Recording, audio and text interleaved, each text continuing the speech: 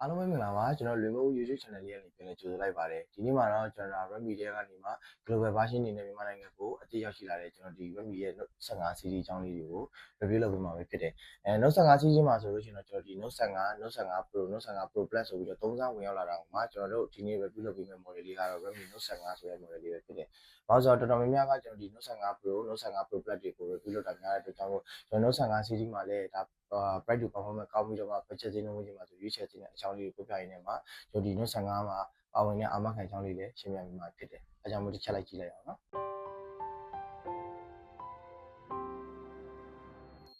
်ပထမဆုံးအနေနဲ့ဆိုလို့ရှိရင်တော့ဒါသူ့ရဲ့ hand feeling ပေါ့နော် hand feeling ကကျတော့ကျွန်တော်တို့ကဒီပပလေးနဲ့ဟိုမှာ screen size လည်းအရင်လည်းမကြည့်ဘူးအရင်လည်းမသေးဘဲနဲ့ဟိုမှာဒါလက်ထဲမှာကန်ရတာဒီ comfort ဖြစ်တဲ့ပုံစံမျိုးလေးဟိုမှာပလေးသုံးပေးထားတယ်ပလေးနဲ့ဆိုပေမဲ့လည်းသူ့မှာကပါဝင်တဲ့ battery မျိုးကလည်း6000တော့ပါဝင်တယ်ဒါပေမဲ့အရင်ထူတာမျိုးမရှိဘဲနဲ့ကျွန်တော်ဒါပလေးသုံးပေးတာဖြစ်တဲ့ကြောင့်မို့လက်ထဲမှာကန်ရတာလည်းပို့ပြီးတော့မှဒီ hand feeling တော်တော်လေးကောင်းတယ်နောက်တစ်ခုကတော့သူ design ပိုင်းကျွန်တော်ဒီ Note 14 series မှာလိုပဲဒီ camera band ကိုလေးလုံးပုံစံထည့်သွင်းပေးထားတယ်ဆိုပေမဲ့လည်းဒီအရင်ထွက်ခဲ့တဲ့ Note 14လိုမျိုး camera band ကြီးရမ်းကြီးတာကြီးမဟုတ်ဘဲနဲ့ကျွန်တော်ဒီ camera အဝိုင်းလေးလည်းတော်တော်လေးကိုသေးသွားတော့လက်ထဲမှာကန်ရတာမှာချစ်ချစ်လေးနဲ့ဟိုမှာ design ပိုင်းလေးကပို့ပြီးတော့မှချွတ်ချွတ်မွေ့နဲ့ smooth ဖြစ်လာတယ်ပြီးတော့နောက်ကတခြားသားပုံစံလာတာဖြစ်တဲ့အတွက်ကြောင့်မို့လက်ရထင်တာမကြိုက်တဲ့လူတွေအလွယ်တကူကွဲမှပြီးမှကြောက်တဲ့လူတွေအတွက်ဆိုလို့ရှိရင်ဒီကောင်လေးကတော်တော်လေးအဆင်ပြေတယ်ဒီမှာပါတယ်ပုံမှန်တိုင်းကိုပဲကျွန်တော်ဒါ frame တွေပါဆိုလို့ရှိရင်လည်း matte frame နဲ့ဟိုမှာကျွန်တော်တို့ကဒီ speaker ကို dual speaker နှစ်ဖက်သုံးပေးရတယ်တစ်ဖက်မှာဆိုလို့ရှိရင်လည်းဒါ Redmi ရဲ့ကျွန်တော်ပုံမှန်သုံးနေကြတိုင်းပဲ Dolby Atmos system ကိုထည့်သွင်းပေးတာဖြစ်တဲ့ကြောင့်မို့အတန်ပိုင်းမှာလည်းတော်တော်လေးကြည်ကြည်နေနေလေးကိုကြားရတယ်ပေါ့နော်နောက်တစ်ခုကကျတော့သူ့ရဲ့ဒီမှန်ပိုင်းဒီမှန်ခုံး display လေးဖြစ်သွားမယ် cut display နဲ့ဟိုမှာကျွန်တော်တို့ကဒီသုံးရတဲ့ဘက်မှာဆိုလို့ရှိရင်ပို့ပြီးတော့မှ smooth ဖြစ်အောင်လို့ 128Hz AMOLED panel ကိုအသုံးပြုပေးတာဖြစ်တဲ့ကြောင့်မို့ software အဝင်ထွက်တွေမှာလည်းတော်တော်လေးကိုမှကောင်းတယ်လို့ပြောလို့ရတယ်နောက်တစ်ခုကတော့ကျွန်တော်ဒီ global version အနေနဲ့မြန်မာနိုင်ငံကိုတရားဝင်ရောက်လာတာဖြစ်တဲ့ကြောင့်မို့ဖုန်းရဲ့ကြောပြင်မှာဆိုလို့ရှိရင်လည်းကျွန်တော်ဒါ CE ဆိုတဲ့ logo လေးကိုထည့်သွင်းအသုံးပြုပေးတာပါဖြစ်တယ်ပေါ့နော်အဲဒါကြောင့်မို့ကျွန်တော်မြန်မာနိုင်ငံနေရာဒေသတိုင်းမှာဝင်ပြပြီးတော့မှကျွန်တော်မြန်မာနိုင်ငံ official ဝင်ရောက်လာတာဖြစ်တဲ့ကြောင့်မို့ Google Play Store service နဲ့ပတ်သက်ပြီးတော့မှကျွန်တော်အရင်လိုပြန်ထည့်ကြရတယ်ပြန်ထုတ်သုံးကြရတယ်မလို့တော့ဘူးပြည်စဉ် Google အနေနဲ့ဒါဝေးရဖြစ်တဲ့ကြောင့်မို့ user အနေနဲ့ကောကျွန်တော်သုံးရတဲ့လူတွေအတွက်ပို့ပြီးတော့မှအဆင်ပြေလာတာကိုတွေ့ရတယ်နောက်တစ်ချက်အနေနဲ့ဆိုလို့ရှိရင်တော့ဒါသူ့မှာထည့်သွင်းပေးထားတဲ့ကျွန်တော်ဒီ RAM ပိုင်းပေါ့ RAM ပိုင်းမှာဆိုလို့ရှိရင်လည်း RAM 8ထည့်သွင်းထားပြီးတော့မှ memory 256GB ပါဝင်လာတာဖြစ်တဲ့ကြောင့်မို့ RAM နဲ့ ROM ပိုင်းမှာဆိုလို့ရှိရင်ဒါဒီကောင်လေးကတော်တော်လေးကိုအဆင်ပြေတဲ့နေရာမှာပါတယ်ပေါ့နော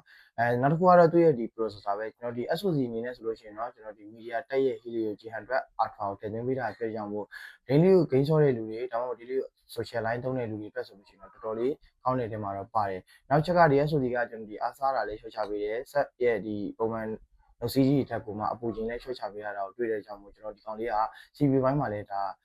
smooth ဖြစ်တယ်လို့ပြောလို့ရတယ်ပေါ့နော်နောက်က120ကျွန်တော်ပထမပြောသားသလိုပဲ120ကိုမှကျွန်တော်တို့ဒီ AMOLED panel Full HD Plus ကိုထည့်သွင်းပေးတာဖြစ်တဲ့ကြောင့်မို့ရုပ်ထွက်ကလည်းကျွန်တော်ဒီနေအောင်မှာကျွန်တော်ဒီ brightness ဘိုင်းမှာဆိုလို့ရှိရင်အလင်းရောင်ရုပ်ထွက်ကတော်တော်လေးထွက်တဲ့နေရာမှာပါတယ်ဆွဲရတဲ့ဘိုင်းမှာလည်း120 Hz နဲ့ဖြစ်တဲ့ကြောင့်မို့ပုံမှန်ကျွန်တော်ဒီဆွဲရတဲ့တစ်ခုမှာပို့ပြီးတော့မှ smooth ဖြစ်တယ်နောက်ချက်ကသူ့ရဲ့ဒီကင်မရာဘိုင်းပေါ့ကင်မရာဘိုင်းမှာဆိုလို့ရှိရင်လည်းကျွန်တော်ဒါ main camera ကို108 megapixel တော့ထည့်သွင်းပေးထားဖြစ်ကြောင်းမို့ကင်မရာဘိုင်းမှာလည်းပုံမှန် Note series ထက်စားလို့ရှိရင်ကျွန်တော်ဒါတော်တော်လေးကိုကြည့်ရတဲ့မှာပါတယ်ပေါ့နော်ကင်မရာမှာလည်းကျွန်တော်ဒီ feature လေးတွေအများကြီးပါတယ်ကျွန်တော်ဒီ Ultra HD portrait နောက်တစ်ခါကျတော့ဒီ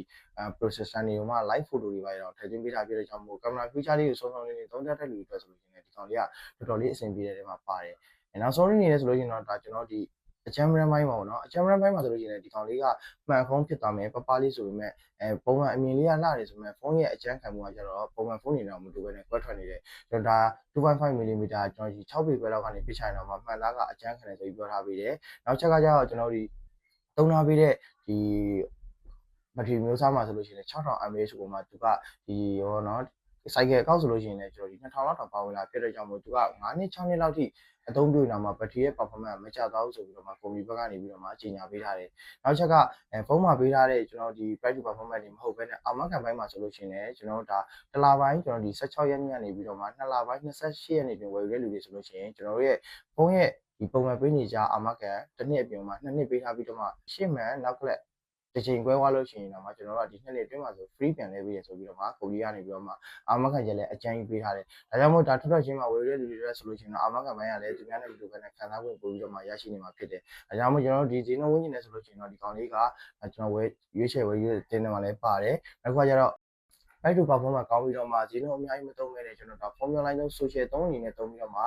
media မှာကျန်းကျန်းလေးကန်နေတယ်ဆိုလို့ရှိရင်တော့ကျွန်တော်ဒီနေ့ review လုပ်ပေးသွားတဲ့ Redmi Note 15လေးကတော်တော်လေးအဆင်ပြေတဲ့မှာပါတယ်ဒီနေ့မှာဆိုလို့ရှိရင်တော့ကျွန်တော် review လုပ်ပေးသွားခဲ့တဲ့ Redmi ရဲ့ global version ဖြစ်တဲ့ Note 15 series ကိုသဘောကျလို့ဝယ်ယူရရှိရှင်နေဆိုလို့ရှိရင်တော့ကျွန်တော်တို့ရဲ့ line သားရ Fairline ဈေးလေးမှတ်တိုင်ဒီ ARD Fanpage မှာတည်ရှိတဲ့လွှဲရှာ mobile မှာဝယ်ယူရရှိနိုင်မှာပဲဖြစ်ပါတယ်ဖုန်းနံပါတ်အနေနဲ့ဆိုလို့ရှိရင်တော့39989800ကိုဆက်သွယ်ပြီးတော့လည်းမေးမြန်းဝယ်ယူရရှိနိုင်မှာပဲဖြစ်တယ်ပေါ့နော်ကျွန်တော်နောက်ထပ်လည်းဒီကောင်းမွန်တဲ့ product တွေကို review လုပ်ပေးသွားမှာဖြစ်တဲ့ကြောင့်မို့ကျွန်တော်တို့ရဲ့ link ကို YouTube channel လေးကိုလည်း like and subscribe လုပ်တော့ဖို့အတွက်တောင်းဆိုချင်ပါတယ်ဗျ